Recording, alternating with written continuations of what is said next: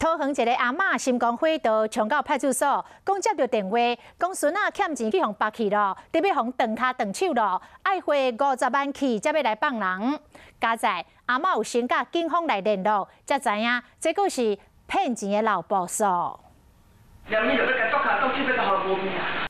嬷有够着急，走去派出所，就惊讲伊的金孙真正惹着麻烦。那个是诈骗集团，是真的。接到电话半信半疑，讲因孙仔因为欠人50万，所以讲被软禁，若是无汇钱，就对伊无客气。电话内面过才听到哪哭哪花的声，这个阿嬷一个唔甘，想要去汇钱，也不过感觉无啥对，惊后安尼拜一个去到派出所，找警察斗3工。告知女性妇人这是常见的诈骗手法，并协助联系其孙子。原件一个听到知影讲，又阁是诈骗集团的老部数，啊！这阿嬷目屎拭落打，唔免惊，随替伊联络因孙。原来伊只是因为上班无随接电话。好哩，加在这个阿嬷有警戒心，加上远近热心的斗3工，和这个欠钱过50万加补条咧。警方嘛提醒讲，若有类似情形，会使卡169反诈骗的专线，找警察来斗3工。